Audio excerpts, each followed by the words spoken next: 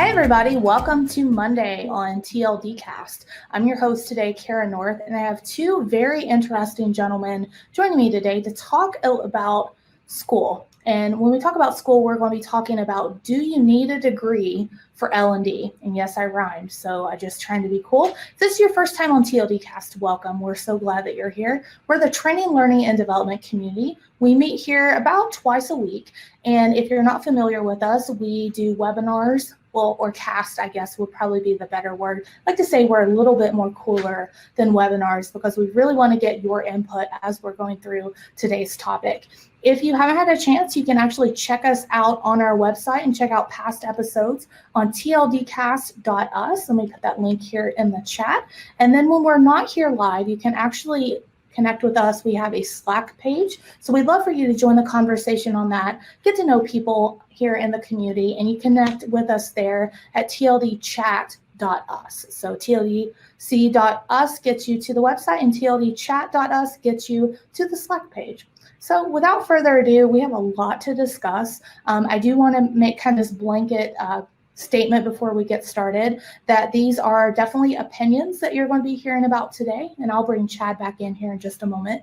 They're opinions, so just know that we have our opinions, you may have your opinions, and we just want this to be a very civil and open and welcoming conversation about the topic. So we don't want to hurt anyone's feelings. We don't want anybody raging out of here. This is just a very civil conversation about a topic I think a lot of people are curious about. So with that, I will want to introduce panelist number one today, and he was the one that was on the promo for today, Chad Smith. And Chad, if you want to tell everybody a little bit about you and how you got into learning and development. Absolutely. Thank you so much, Cara. Well, I started off, I earned a bachelor's degree in education from the University of Arkansas. After that, I started teaching high school. Wasn't enough for me, so I went and got my master's degree from Ohio University, the Bobcats, not to be confused with the Ohio State University. And when I went there, I got my master's in education. While I was doing that, I was working as a high school teacher at the same time. I was starting to delve into curriculum and building curriculum, becoming the expert in curriculum at this time by just taking as many curriculum opportunities that I could to build and outline different types of curriculum. And I was fortunate that I was able to work with some of the county offices to build some of the newer curriculum that was being passed down at the time.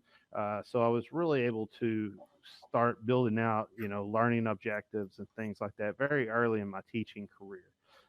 Then I went to the University of West Florida, where I earned a specialist degree in education.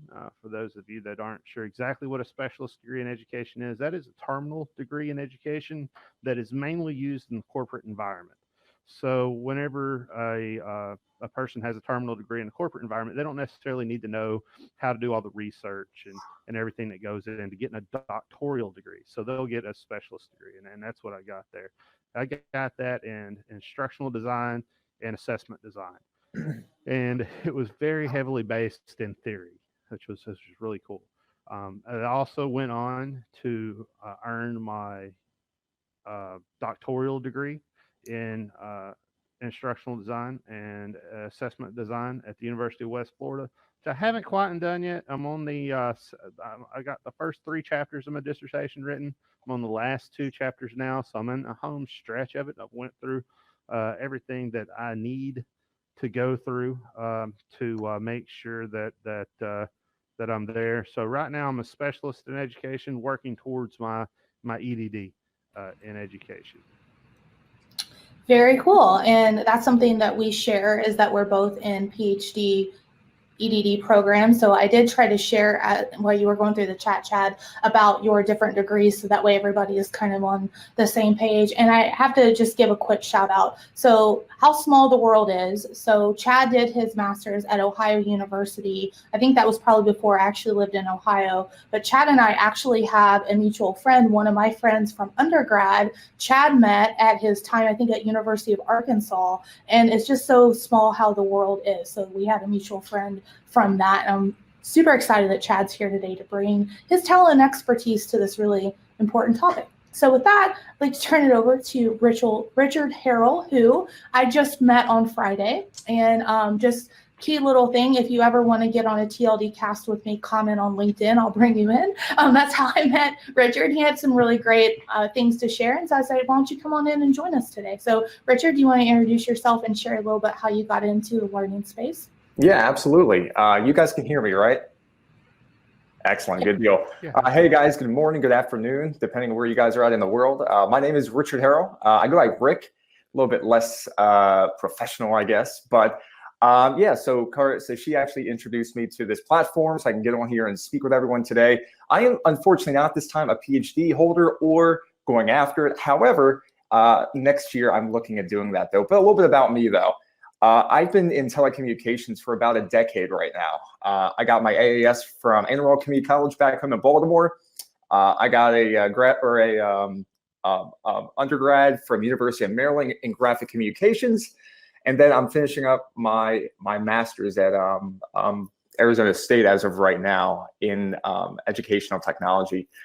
I think it's really interesting. We have different experiences and different things that we go through that kind of get us to our spot where we're at. So I got into learning and development when I was at the University of Maryland. I love speaking, I love talking, and I found a position working for Sprint as a instructional designer slash facilitator. So I spent a couple of years with them, completing in-classroom training, facilitating new hires, teaching advanced communication theory, right, to sales teams, nonverbal body language, paralinguistics. It was really cool because I got to then begin to go ahead and design my own stuff that I was then using in the classrooms to go help sales and district teams sell and just become more effective.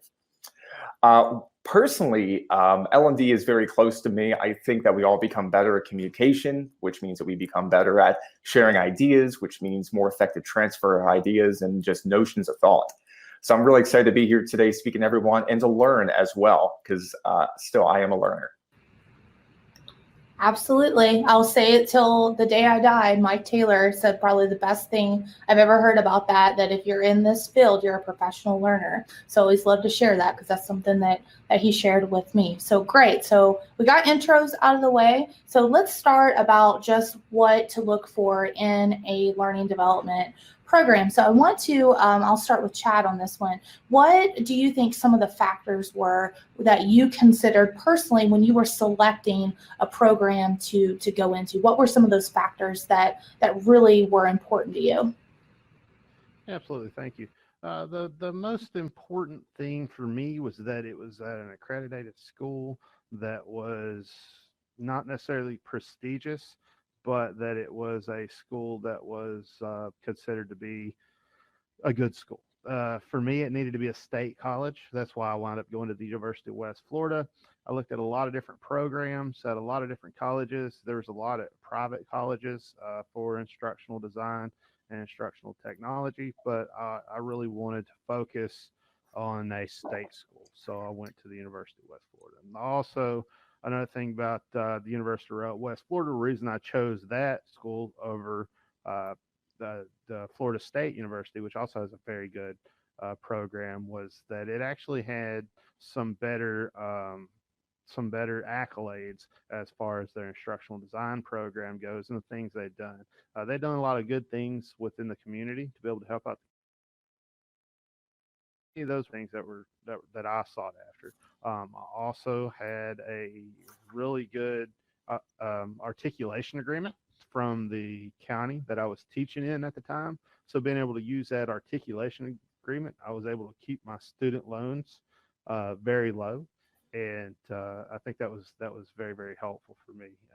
Being somebody that was working, I wanted something that I could do whenever I wanted to do it. And so it needed to be something that was going to be a internet-based, distance education program.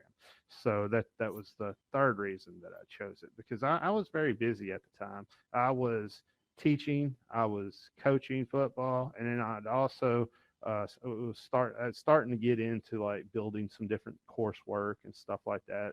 on the side. So I was just a really, really busy guy at the time, and I really needed something that was going to be flexible for me. So flexibility was a really important part of it. Great tips, totally. And if I may, Rick, what were kind of the factors for you for your particular program?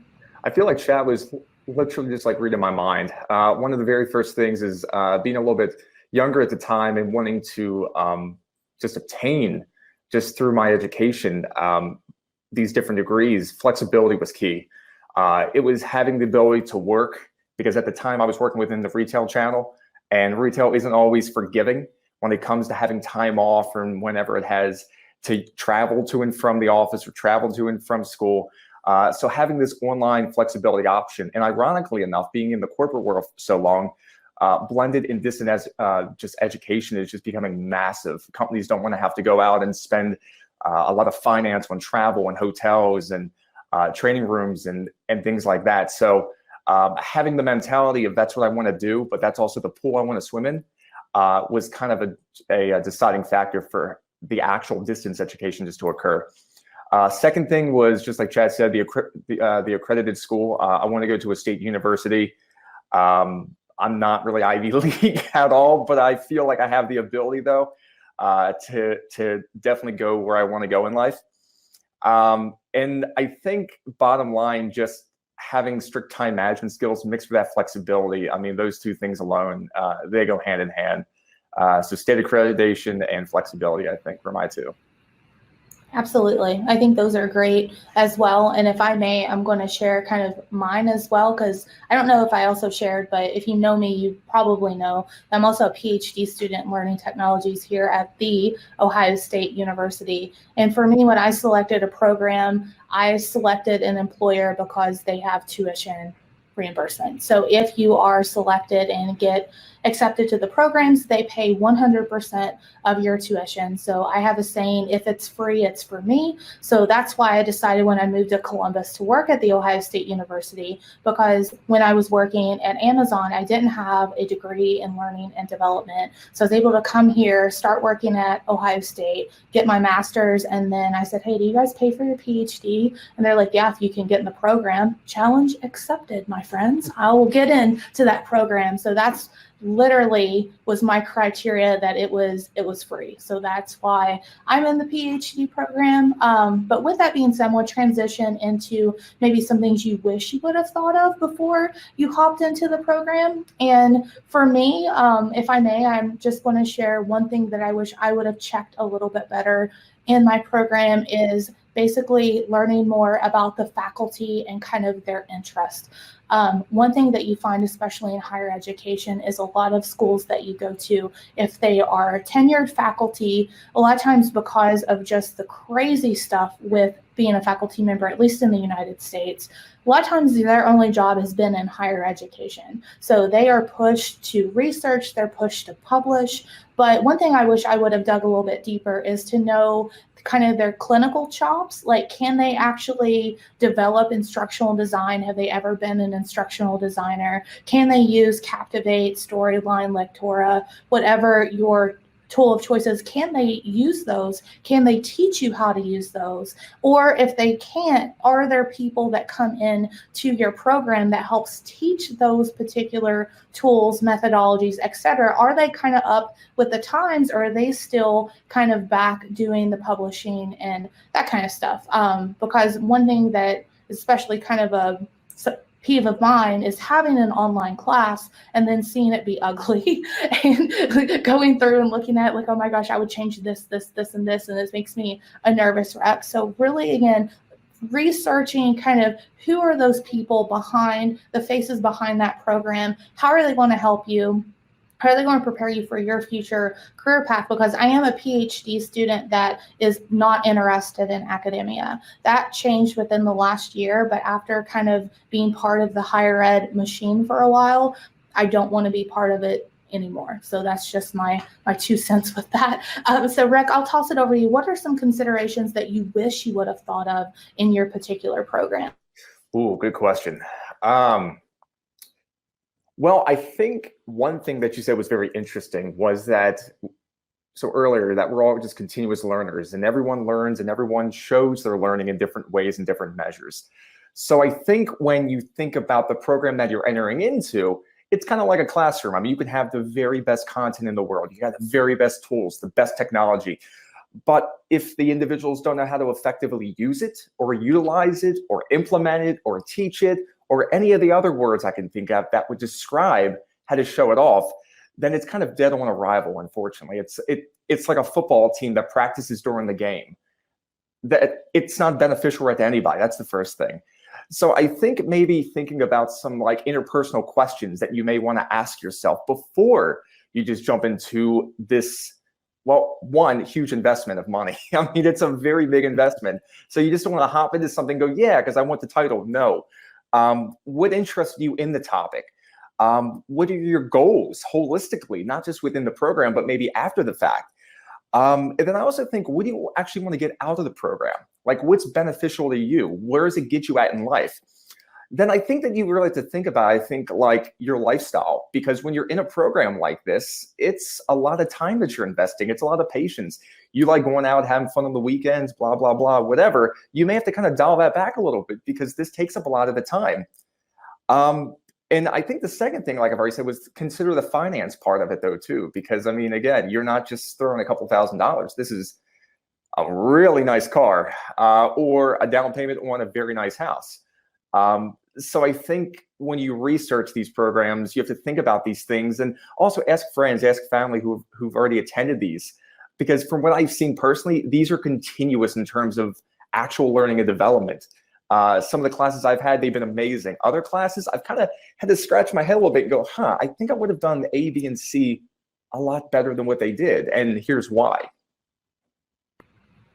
Yeah, absolutely. And that's really kind of difficult, I think, to swallow when you kind of, again, the traditional American, at least education system is they're the expert and you're the student. But then when you go through and kind of map that. But real quick, before I turn it over to Chad, I want to touch on a point that you made about the time investment, and I'm sure Chad's going to talk about this as well, because I know Chad has a family. But for me, I'm a proud cat mom, and I am very lucky to have a super supportive spouse. But I do think that this journey is a selfish journey. You take a lot of time away from your loved ones doing this. I mean, every weekend, every Sunday, I'm gone working on stuff. And I know in the evenings I'm working on stuff. So having that conversation, I think, is super, super critical with your partner or your loved ones in your lives, just because it does take up so much time. And a lot of people ask me, how do you do everything that you do? I always give credit to my spouse, because if it wasn't for him supporting me, making sure that I have food in my belly and clean clothes every week, I don't think I could do it. So shout out to you, Matthew North, if you're watching this or listening, which I know you're not. But again, I just think it's really important to have those conversations when you decide to do this. So Chad, what about you? What are some of the things that you kind of wish you would have considered? Yeah, absolutely. Well, Rick, you really hit the nail on the head with everything you said there, and I agree with you, Cara. I think the time commitment is something that you really need to say. Do you have the time to be able to do this? I think I just carved out the time, whether I had it or not, because it's something that I wanted to do. It was a personal journey that I needed to take as a first year college graduate. Out of my family, I wanted my children to know that if they wanted to pursue a doctoral degree, that they could do. Anybody could do it. And honestly, if I can do it, really anybody can. I mean, straight out of high school, I was working with my dad as a sheetrock finisher and a painter. I did that for a few years before, taking the plunge and going to college and getting where I am now. So as far as like having a supportive family, absolutely. If my wife didn't support me and allow me to go into my office and lock myself in the room for 2 to 3 hours a night, every single night, then I wouldn't be able to make it through this journey. But also, I also make sure I have my Saturdays and my Sundays for my children, and that I put that time aside. A lot of times I'll wake up early in the morning and I'll work at 5, 6 o'clock in the morning on things before everybody else in the house wakes up, and wait on them to wake up. So you can find those places where you can do it and you can be successful with it without affecting your family. But it takes creativity, and you have to really you got to really want it. If you don't want it, you're never going to get through it. But I think it would be like that with any doctoral program, honestly. Um, as far as, some of the things I wish I considered before I got into it, I think the major thing for you to consider is, what do you want to do? Do you want to be an instructional technologist, or do you want to be an instructional designer? Because those are two different fields. Where I work at, we have instructional designers that build out the design and pass it on to the instructional technologist, and the instructional technologist then build out that design that the instructional designer built. I'm lucky because I'm one of the only ones here where I work that actually takes things from conception all the way out, because I wanted to be able to do everything so I could market myself and have a broad set of skills, kind of a jack of all trades. But that's really hard to find, and you don't see that a lot within the field. So if you want to be an instructional designer, if you want to work in Captivate, if you want to do things with HTML5 and all that kind of cool stuff, do I think you necessarily need to go to college to do that? Do you need a degree in instructional design to do that? Well, probably not. No, you can probably start building things out in Captivate and Storyline, and building a portfolio and showing people what you can do. And you can go and you can get that job without having that theoretical background, where you work alongside an instructional designer that builds all the theoretical things for you, and then you put the artistic spin on it. And there's a lot of jobs out there like that. There's also a lot of jobs that want you to be able to do everything. They want you to have everything in your pocket, be able to be the instructional designer and be the instructional technologist. And, that's kind of why I wanted to branch out and make sure that I could do technology and design. If you want to be that person that knows everything, I think you have to get some sort of a degree in instructional design, at least a master's degree in instructional design, or a specialist degree in instructional design, if you really want to be honed in on theory and have a really solid foundation on theory. A lot of the master's degrees I've found will actually work you through theory, and they'll work you through trying to use the products. And it doesn't necessarily blend well, because theory takes so much time to have that solidified in such a way where you don't have to think about, theory to interject it into your product. It just comes naturally to you because you've done it so many times over and over and over again. And that's where getting a specialist degree, getting a doctoral degree really comes in handy. So if you want to be an instructional designer, I think that's the route you go. I think you go towards that instructional design degree. If you want to be an instructional technologist, you want to work with the tools, and you want to do HTML5, you want to do cool things like that, maybe a certificate might work out for you. I'm not really fond of those because I've not met very many people with those, but I have met a lot of people with master's degrees that got a little bit of theory and a little bit of using the tools, and then they went out and used it. But you could be an instructional technologist, and I know a lot of them that degree in education, bachelor's degree, and then they learned to use the tools. They built that portfolio, and they moved in that direction. So I think you really have to think about exactly what you want to do, and does it make sense for your future projections? Because I wouldn't tell somebody that wants to be an instructional technologist go the instructional design route, but I would tell somebody that wants to be an instructional designer, you need to go get that master's or that specialist degree, because you have to have that theory to be able to solidify your work.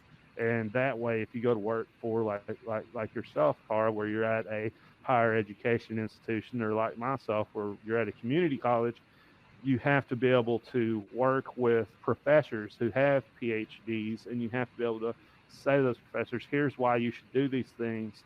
This is the most effective method of creating teaching, and they will take you more seriously if you too have that terminal degree in educational theory.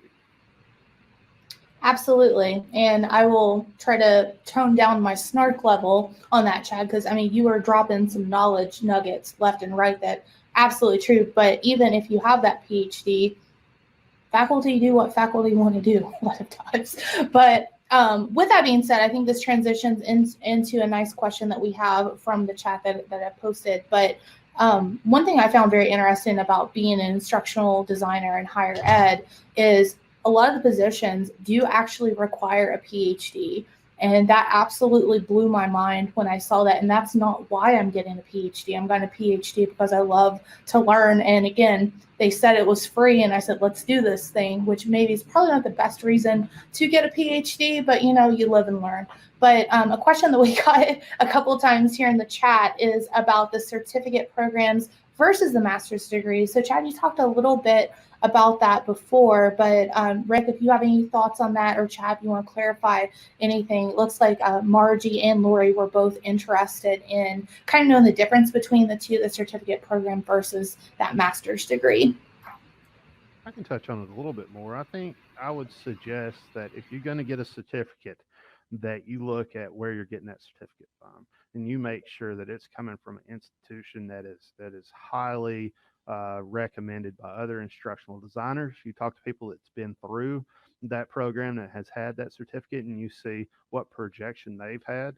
Go on LinkedIn and find people who've graduated from that program on LinkedIn and see where has that certificate taken them. And that way, don't judge the value of the certificate by what that school tells you, because they're always going to tell you things that may or may not be 100% correct. Their statistics will be right, but they'll be giving it to you in a way that makes it look the best it can possibly look. So look at what other graduates have done with those certificates and decide whether you want to have those certificates from that. I saw somebody asked in the chat if corporate L&D and academia L&D is the same thing, and I think that they do vary. I am lucky because I do work at a community college, and I also have a business on the side where I do corporate work, and I work with a lot of different organizations and sales teams and things like that. And essentially, the learning theory is exactly the same. Nothing changes as far as the learning theory goes. Whether you want to use micro learning or any of these other types of learning, nothing changes. Whether you're using Captivate or anything like that, nothing changes there. Essentially, the biggest difference is what you're teaching and how you're teaching that. And what I mean by that is you have to, do needs analysis and take into account exactly, what's going on with these different companies so that you can build the learning out so that it is solidified for that company. Whereas in education, you don't have to have as much needs analysis after you've been there for a while, because this our courses run this many weeks. I have to have it done by this time. I can put it in Blackboard or whatever your learning management system is. That needs analysis piece isn't as huge as it is in the corporate environment. So while everything is the same, there are differences, but it's not that big of a difference. It's not like huge differences that you would normally see. I think the biggest thing, like I said, is needs analysis in that case. It's like screaming on the side, on the nose, on the nose. Took the words right out of my mouth. Rick, do you have any thing to add on that about the certificate versus the master's? In terms of that, not necessarily, because I don't have that much experience with the certificate. But the very last comment, what we were just talking about there, I work with instructional designers, the ITs, the engineers of organizations, because my organization, Learning Pool, we implement training and L&D solutions from an ecosystem perspective. And I talk to these individuals every single day. And the biggest thing I've seen whenever I talk to designers or creators, developers from the education side versus the corporate side is, of course, goals. And their goals are so dramatically different from what they want to achieve, what they want to obtain, what they want to attain. And obviously, it changes the direction of their decisions. And it's really funny because culture plays such a big piece in a lot of the conversations that I have around L&D, especially with the corporate individuals, because bottom line, finance. However, from the education side, it's really about organic growth and growing and learning. And you start to see the type of data that they want to collect, and you start to see the changes that they make in the business, and timescales are all skewed. And there's a dramatic change between the conversations between these two. I think out of both, I really like to see the insight of the corporate individuals, because bottom line, they're all about finance. And to me, that's really interesting. And how can we increase cash flow? How can we decrease knowledge, forgetfulness, or the inability to just hold it? So I like having those conversations, just seeing where they go. Yeah, absolutely. And I think that was a really good point. And Jack actually reminded me, we had a conversation this week. Jack came down and was part of our Central Ohio ATD Learning Technologies and Design Day, say that 5 times fast, conference. And one thing that I think, because I have had corporate and higher ed experience, is I think that they are certainly a little bit different, but as you both point out, I mean, it is kind of the same goal. And one thing in corporate I always felt like was, we were a money taker, not a money maker. I mean, you were taking people out of production to go through a different course and that kind of thing. But one thing about higher ed, at least in my experience, is if we move a course online, it's a money maker. So a lot of the ways the revenues for the colleges are made is butts and seats. So the best way to get more students to take classes, have it online. So I look at myself as a money maker, which is a little bit different than a money taker. But through my corporate experience, I think one thing I took away from that as an instructional designer is, what's the point? Like, what are they going to get out of it? How are they going to improve their performance? So one thing that I try to do with the faculty that I work with, I support a lot of different courses here at the college. So especially fashion courses, that's kind of like the main one that I support at this point. And so I always ask, like, these 500 kids that are taking this course, it's a general education requirement. Not all 500 of them are going to go in the fashion sector. So I've really challenged faculty, what are some transferable skills that students can get out of this course to be a better veterinarian, lawyer, doctor, fashion design, whatever they decide to do? Like, what can they take out of your course that they took their freshman, sophomore year and become a better professional? So that's been something that I've taken from that aspect. But in the higher ed space, one thing that I've kind of beefed up my capability toward that I think the corporate environment would benefit from is what's called alignment mapping. So making sure that with every learning objective, there's activities and assessments that map everything back. Like, going into that much of a deep dive analysis is something that you definitely learn in the theories part of your master's or PhD. And I think that corporate environments could certainly benefit from that because, again, I fell into this. I didn't have a formal education when I was building training for Kendall. So I had no idea what I was doing, but I had supportive people around me. So I appreciate that.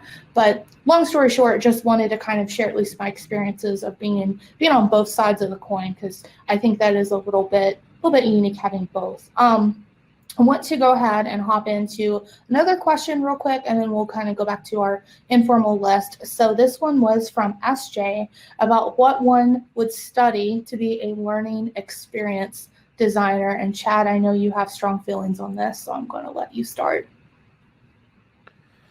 So let me repeat the question. What one would study to be a excellent instructional designer? Is that correct?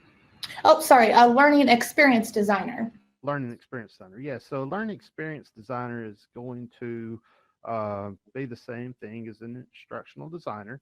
You have to know theory because that is the heart of learning experience. As a learning experience designer, you're also going to work a lot with technology. A lot of times, you'll find jobs that are called learning technologists, and it's along the same lines of a learning experience designer, where you're building out the various designs for the technologists to build out that are all about how that learner is going to experience it. So you would use programs like Adobe XD, things like that, to make sure that your functionality is correct before you pass things off to the developer. So you would have to really know the product very well. A lot of times, unfortunately, companies have decided they don't want to hire a designer and a developer, and they just hire one person to do everything.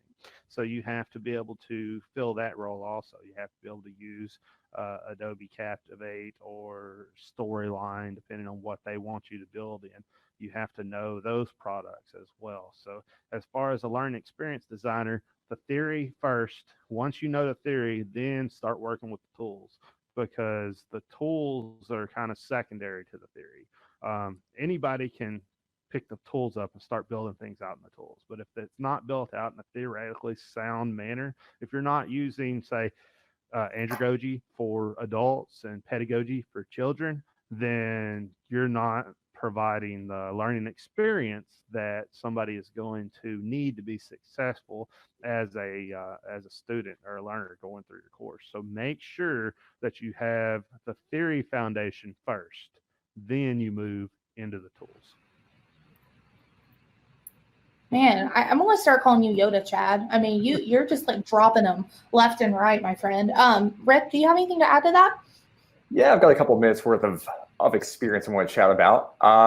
So yeah, absolutely. Number one theory. I think that when you have to think about what you're doing, it's not just does it look cool, does it look pretty, but why am I doing it? Seriously, why am I taking the time to understand theory? What does it do for my learners? What does it do for me as the ID or as the IT? What does it do for the business? What does it do for the college? Why am I doing this? And I think that when you think about that, you can really tap into some of those psychological phenomenon that is learning, that is transfer, that is development. Understanding why certain types of content impacts short-term memory versus long-term memory. How do you gauge that? Where does the gap analysis come in the future to actually see, was learning achieved temporarily or was it achieved permanently? In terms of tools, I mean, tools are really funny. I went to ATD in DC earlier in the year. I'm going to DevLearn. And there's a lot of cool stuff there. I'm not sure who went, but when you walk in, it feels honestly kind of overwhelming because you're like, what do I even look at first? Because there's like thousands of booths in this place. What do I need? Do I need it all? Well, what happens if I only need pieces of it? You have to really start to think what you want to achieve from your theory. You have to think, how am I going to be creating the content? What kind of authoring tools am I using?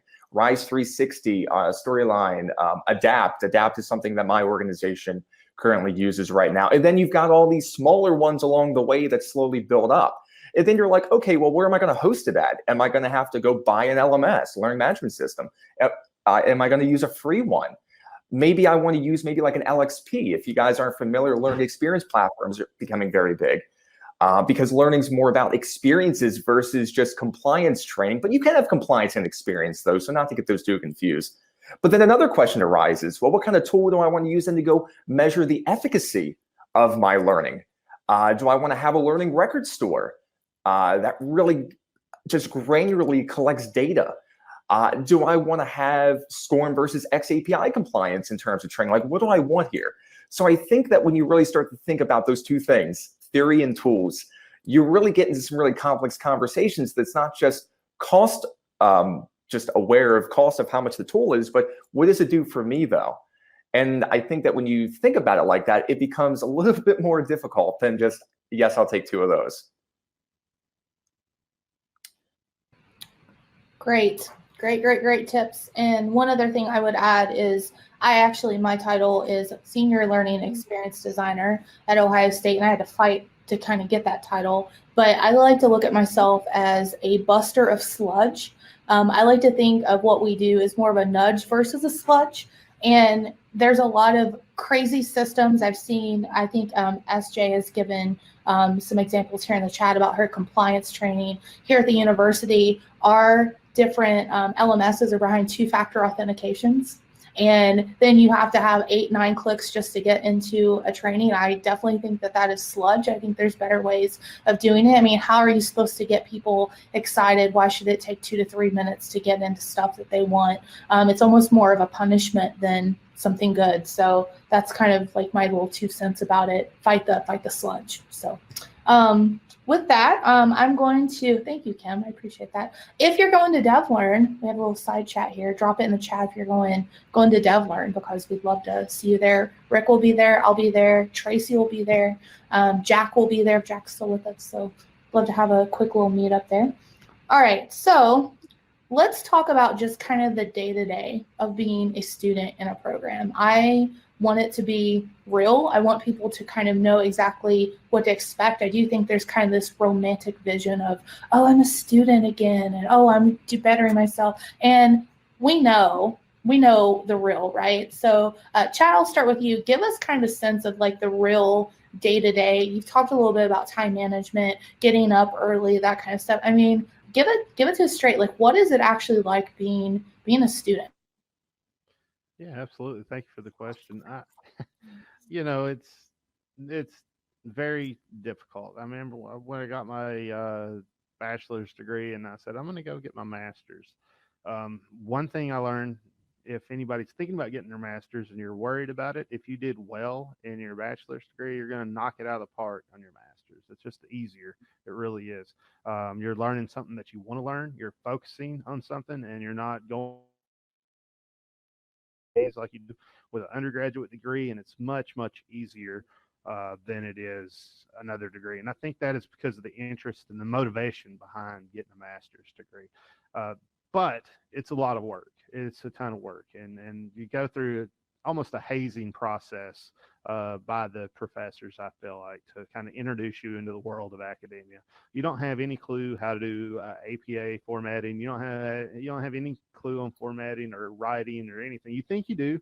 You think you spend all this time in your bachelor degree and you understand writing, but you don't. You're just clueless on writing. And your first couple courses is just them beating you up about how horrible you are as a writer and helping you become a better writer. And then you do start to become a better writer. So it's a lot of trips to the college library. It's a lot of studying and getting better at something that you thought you was already good at, which is kind of disheartening at first. But it's also balanced by stuff that you want to learn and stuff that you're very, very, very interested in, and really, really neat stuff. So I wouldn't let that dishearten you or keep you from going into it. I would let that be a motivator to push you into a master's degree. Also, I would say when you go to get your master's degree, if you're working like I was at the same time, you're going to have to spend a lot of time working on schoolwork as well as your work. So as a classroom teacher, and I'd been teaching for 3 years, whenever I went back to get my master's degree, I would spend my lunch break writing. I would come home from school. I would grade papers until about 8 o'clock. I would go and lock myself into my room after grading papers, and then I would write and study more until about 11, 12 o'clock at night. I would go to sleep, have to get up at 6 o'clock, get my shower, get out the door by 7, and be at school by 7:30. I was lucky enough to live close enough to school I could do that. So if you have any type of commute, then you would have to add that into it also. It is a ton of work. Of course, you have your weekends and everything. Generally, when you take an online course, things are due at Sunday at 12 o'clock at night, which is awesome. But there's also some professors out there who are kind of demonic about it and make things due on Fridays or Saturday mornings. There's these weird times that make no sense at all because that's how it was when they went to school. They feel like it should be like that. So it throws you off of your loop. Once you get into, you got to, so that you can have your stuff done by Friday, it's okay. But it takes some learning to figure that out. So you have all these little hiccups along the way that you have to deal with. The biggest hurdle that you'll overcome is just finding the enthusiasm to keep yourself going, because there'll come a time when you just want to stop and quit and not do it anymore. And you got to dig deep and you got to push yourself and you got to keep going. And, hopefully you have the friends and a support system that can help you with that. And you can just push yourself and will yourself forward, because really what it takes is the ability to will yourself forward at that point. And then all of a sudden you hit the tail end and you can start seeing the closing of it. You can start seeing your last few classes. You're like, I almost got this specialist degree done, almost got this master's degree done. So you get super excited, and you knock it out, and then you're walking across the stage. You got the feelings of euphoria. Then you get your first job, and you realize they didn't teach you anything about technology whatsoever, that all they taught you about was theory. And you are excellent at theory, but you have no idea how to use this build. So now you have to start going to school again to actually do the job while you're on the job. And you can't get out of that, because if you don't, you'll fail at your job. And that's why you went and did all that school. So you just keep it real, Chad. You're just keeping it real, totally. So I will just kind of echo before I turn it over to Rick about the importance of having a good crew around you. If it were not for Jaren Korkmaz, who I think actually just joined us, I would not still be in the program. I actually just had a major kind of panic attack this morning when I came to work. I looked at my calendar, looked at everything due this week, and I'm like, how am I going to get everything done? Because I have to go to a conference in Cincinnati on Friday. I'm like, this is going to be the stress train. Hop aboard, everybody. And Jaren was just like, you got this. Just do a little bit of time, get it. So having that core people around you, I think, is pivotal to helping you succeed. And it might not always be your advisor, and it might not always be your faculty member. I mean, it's so important to make those peer connections and get those people to back you up. At least that's been certainly the key to my success. What about you, Rick? What's a typical day-to-day like for you? You're almost done, right? Oh my goodness, what's it like? I have to say that I'm pretty happy. I made my last payment on my master's last month. I paid off, yeah, I know, right? Paid off my associates, my bachelor's, and my master's in full because I've been very conscious about the money I make and how I invest it. So I turned 30 next month, so I'm happy to say by 29, no student debt. So if you go ahead and go get the chance, do it. It feels amazing. I bought myself an ice cream cone. Yeah, I was really excited. I think with school, like remember, when I was at AT&T, I was doing B2B, and during my lunch periods, an hour every single day, I would go into my area of the building and I would go do work. I would go read books, or I would complete my activities, or I would submit my discussion for the week. And that was just my life for a couple of years there, just lunchtimes, not really eating a whole lot, just focusing on that. I got a lot better at that. It's very demanding. And like Cara, like you said, it's very demanding on your family, on your spouse, on your loved ones. And I think most importantly, it's probably most demanding on yourself. There's a lot of discipline that goes into it.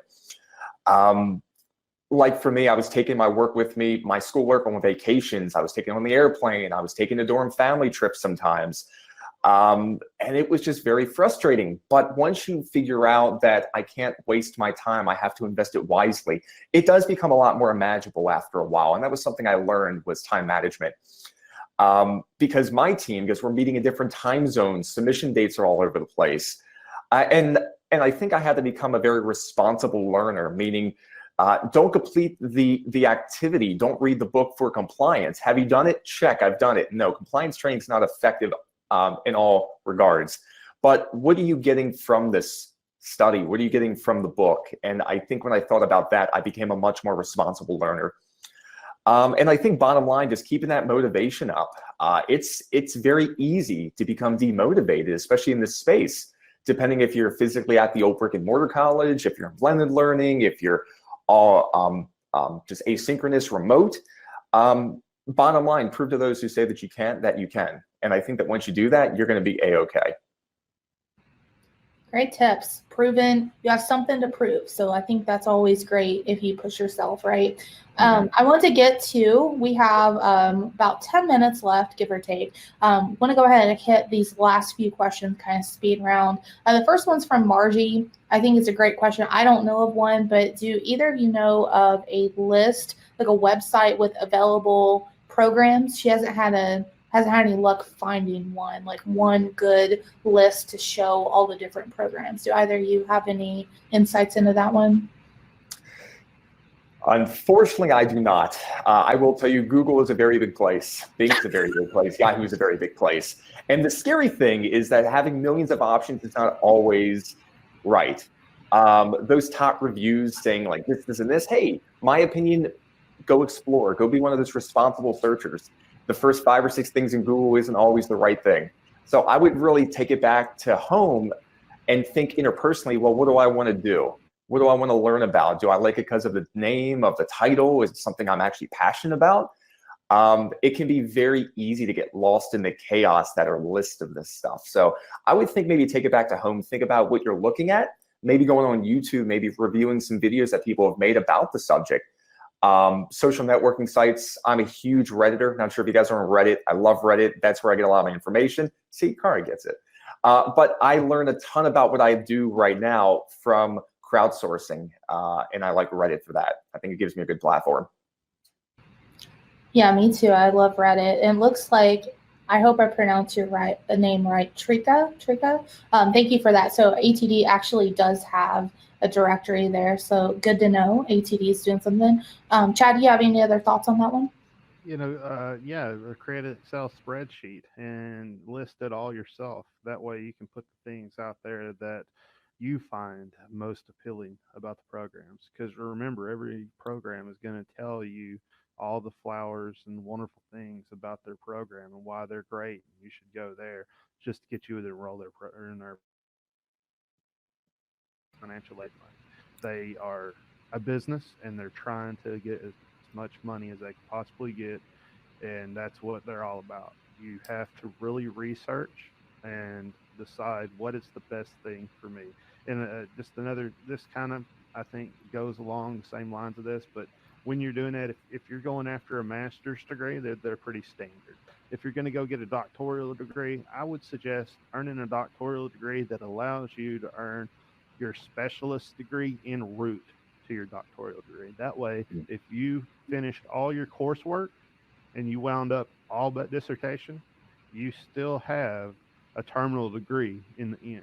You're not lacking that terminal degree because the EDS is a terminal degree. It's just lacking the dissertation.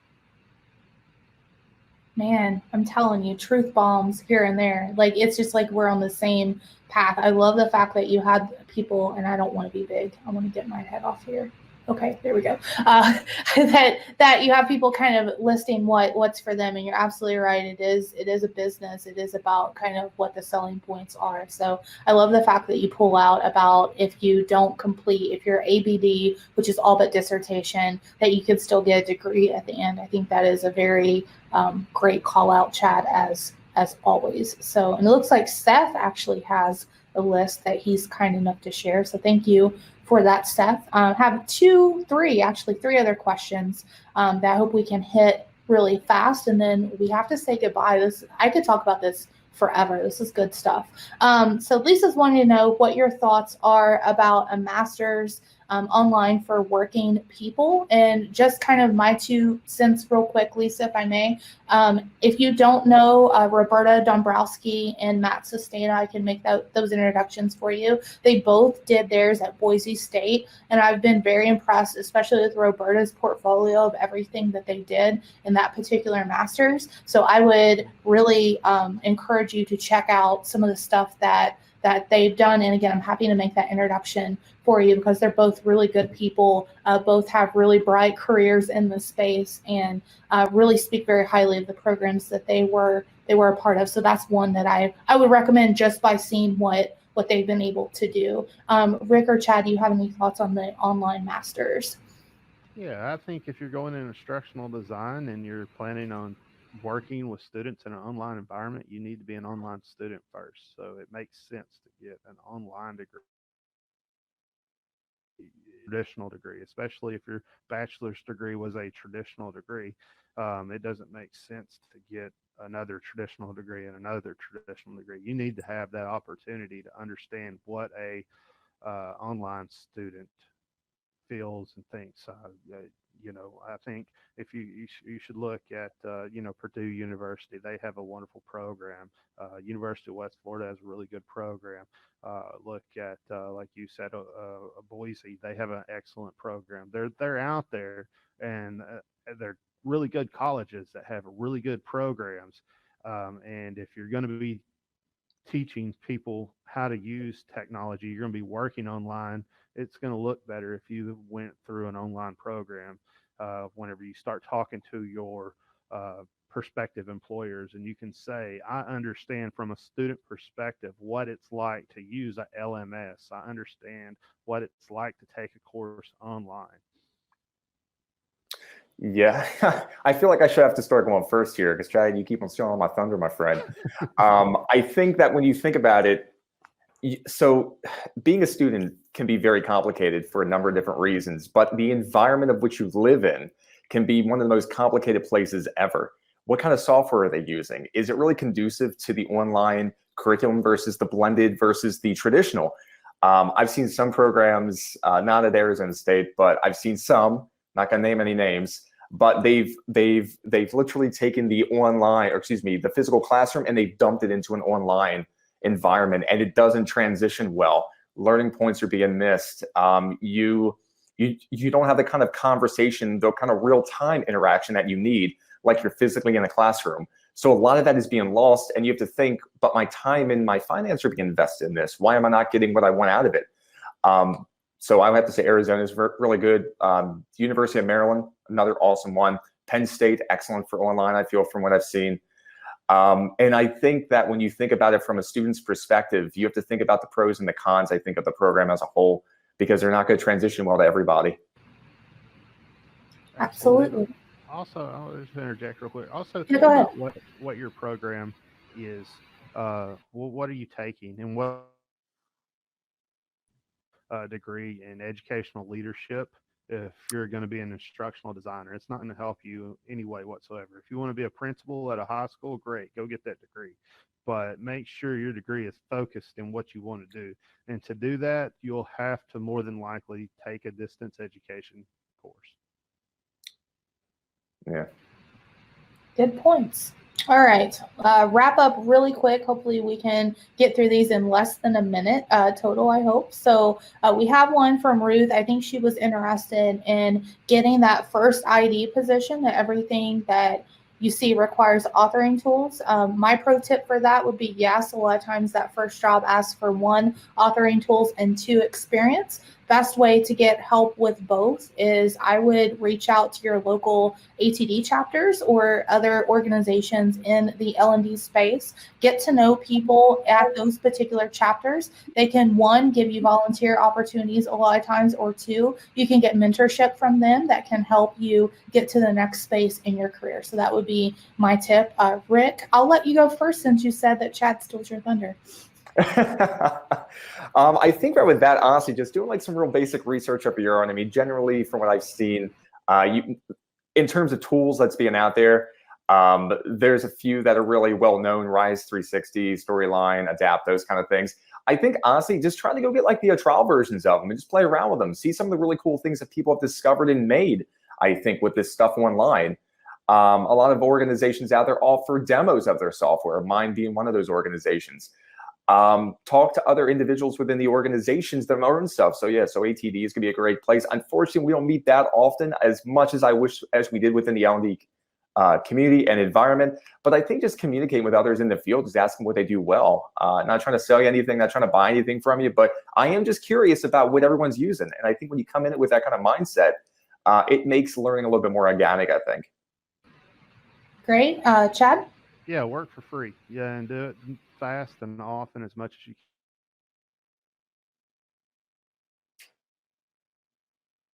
can. Paid, then start paying you. And that is the biggest thing I can say. Do it as soon as you possibly can. As soon as you decide, I want to be an instructional designer, start working for free. Contact organizations that need learning, that don't necessarily have somebody to produce that learning, and start producing it for them. I would say the best organizations to do that with a lot of times is nonprofit organizations that are trying to make a difference in your community. A lot of times I need like door knockers and stuff like that. There's a lot of compliance involved around that, and you can build the learning for them so they don't have to do a in-person learning training every time. They'll love you for it because they will be able to reduce their staff, and you will make a huge difference in your community, and you'll get the experience you need, and eventually people will start paying you to do those things. But build a portfolio. If you don't have a portfolio, build one. It's very, very important. And also, if you don't want to go into higher education to be a researcher, probably don't need to get your ED, your PhD. Just go ahead and get your master's degree and call it done, or your specialist degree. I agree with that now, Chad, but I'm too far into it. I'm going to finish it. And real quick, talking about the organizations, I want to give a shout out to LearnUphill. They're actually an organization in England that has everybody create modules about different workforce development, soft skills topics. And they actually go on a Raspberry Pi, and those are taken to Africa, so people can access e-learning in Africa without having internet connection. So definitely check out LearnUphill. Leslie Price is the lady that runs that. Very nice lady, and that's a great way to, 1, give back to the community, and 2, also build your technical acumen. So with that being said, last other thing, again, peeve of mine, I'm just going to put it out there, that if you are newer and you are looking for help in space, don't pay people for help. That's just my biggest pet peeve. There's people out there that will share time, talent, resources with you for free. You don't have to pay for it, and that's just the end of it. I'm going to say on that. So with that, I've had great guests today, and again, we are at noon. So Rick, I'll start with you. Where can people find you if they want to connect with you, even though you hate social media? Oh my goodness, yeah. So I'm currently in Boston, Massachusetts. For any of those local individuals, I'd be more than happy to have you buy me a cup of coffee or dinner. No, I'm just kidding. What you guys want to go ahead and do is I put 2 links down there in the chat. One for my organization, who I currently represent and who I work for. I am the account executive with them in our Boston office. And then my second link is for my only social networking site, which is going to be my LinkedIn. So please, feel free to go ahead and connect with me. My organization, we develop, we create, and we deploy custom L&D solutions with LMSs, LXPs, LRSs, those kind of things. So I'd be more than happy to chat with you in your business about those, or just to chat about random oddities of L&D. So I thank you guys so much for having me today. Fantastic. Thank you. We'll close out your video, but you'll still be here in the chat if you want to share some parting words. And I will turn it over to Chad. Where can people find you? Absolutely. First, I'd like to say thank you to everybody that participated and listened today. Thank you, Cara, for having me on. I really appreciate it. This community, like you said, is a wonderful community, and there's so many people out there that'll help you if you need anything at all. My website, I just put it up, www.chackras.com, chackras.com. It's won a ton of awards, all kinds of stuff, so you can get everything you need there. Have a wonderful day, and thank you guys so much. All right, and apparently I'm a silly goose and I closed out everything. So thank you everybody who was part of today. We hope that you got something out of it. Please tell your friends about us. Join us on the next one. I think it's coming up in a couple of days with Andrew Hughes from Designing Digitally, talking with Procter & Gamble, sharing a little bit about a simulation that they created together. So with that, enjoy the rest of your Monday and keep learning. Bye.